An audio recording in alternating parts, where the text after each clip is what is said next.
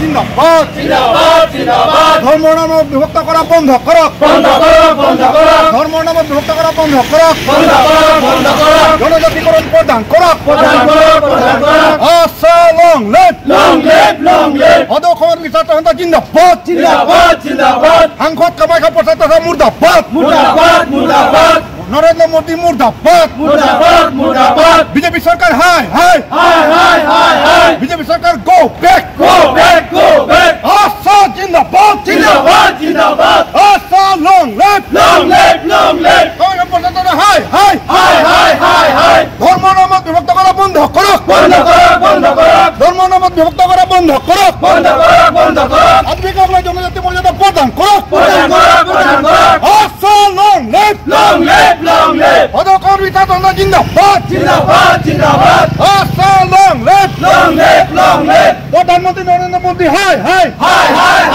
প্রধানমন্ত্রী নরেন্দ্র মোদী বিজেপি সরকার হাই হাই আশা জিন্দাবাদ আশা জিন্দাবাদ আশা লং লিভ ধর্ম নাম বিভক্ত করা বন্ধ করক ধর্ম নাম রাজনীতি করা বন্ধ করক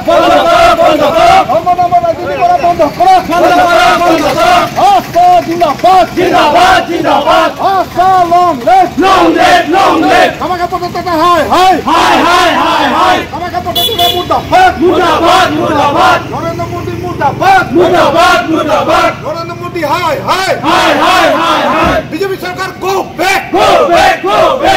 বিজেপি সরকার হাই আজি আমি সদৌ অসম আদিবাসী ছাত্ৰ সন্থা ৰাজ্যজুৰি আঞ্চলিক আৰু জিলা পৰ্যায়ত কামাখ্যা প্ৰসাদ তাছা আৰু প্ৰধানমন্ত্ৰী নৰেন্দ্ৰ মোদীৰ প্ৰতিকৃতি দাহ কৰিছে। যোৱা 24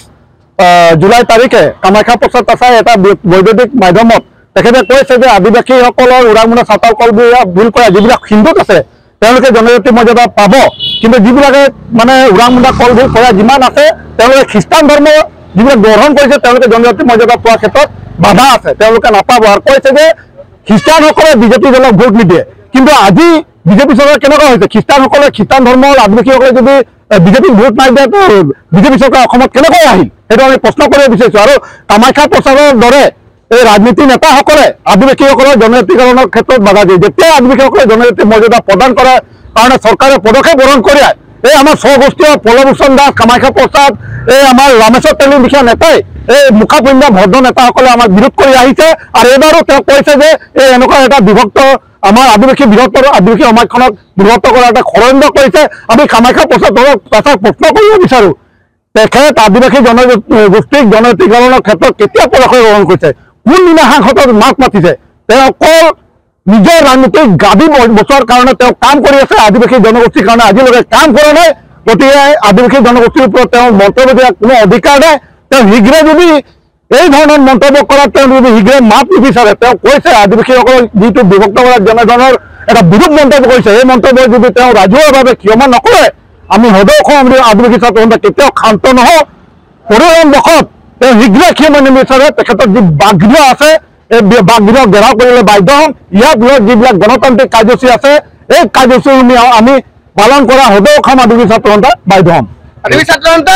আজি আমাৰ সদৌ অসম আদিবাসী ছাত্ৰ সন্থা কেন্দ্ৰীয় সমিতিৰ নিদৰ্শন মৰ্মে আজি আমি মৰাণ আঞ্চলিক সমিতি আৰু খোৱাং আঞ্চলিক সমিতিৰ সৌজন্যত আজি আমি যিহেতুকে বৈদ্যুতিক মাধ্যমত সাংসদ কামাখ্যা প্ৰসাদ তাছাই যি আমাৰ আদিবাসীক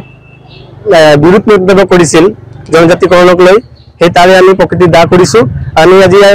সদৌ অসম আদিবাসী ছাত্ৰ সন্থা আমি মৰাণ আঞ্চলিক তৰফৰ পৰা আমি কামাখ্যা প্ৰসাদক সকীয়াই দিব বিচাৰিছোঁ যে তেওঁলোকে বিজেপিৰ যি আমাৰ ধৰ্মৰ বিভক্ত ৰাজনীতি কৰে সেই ৰাজনীতি কৰা বন্ধ কৰিব লাগে, অন্যথা আমি ইয়াৰ তীব্ৰ প্ৰতিবাদ আমি কৰিবলৈ আমি সাজু আছোঁ। আৰু আগন্তুক 2026 চনত বিজেপি চৰকাৰে যিহেতুকে আমাৰ আদিবাসীৰ যি মানে মৰ্যাদা জনজাতিকৰণৰ মৰ্যাদা যদি প্ৰদানো নকৰে, এনেদৰে বিৰূপ মন্তব্য যদি আগবঢ়ায়, তেন্তে আমি 2026 চনত বিজেপি চৰকাৰক আমি উফৰাই পেলাম, সেয়া আমি স্পষ্টভাৱে কৈ দিছোঁ। আৰু এটা কথা ক'ব বিচাৰিছোঁ যে কামাখ্যা প্ৰসাদ তাছাই এটা অলগদ্ধ সাংসদ হৈ তেখেতে যিখিনি কৰণীয় কাম নকৰি কিনে আদিবাসী জনজাতিসকলৰ কাৰণে জনজাতি মৰ্যাদাৰ সময়ত আবুল তাবুল বকি কিনে আমাৰ আদিবাসীসকলৰ মাজত এটা বিভেদ সৃষ্টি কৰিব বিচাৰে। আৰু এই বিভেদ আৰু ধৰ্মীয় নামতে বিভেদ সৃষ্টি কৰিব বিচাৰে, যাতে সেই বিভাদ সৃষ্টিটো বন্ধ কৰিবৰ কাৰণে আমি তেখেতক হকিয়াই দিছোঁ আৰু অন্যথা অনাগত দিনত আমি ইয়াত তীব্ৰ আন্দোলন কাৰ্যসূচী ল'বলৈ আমি বাধ্য হ'ম যিকোনো খবৰৰ বাবে যোগাযোগ কৰক 7099017330 লগতে 7099017110 নম্বৰত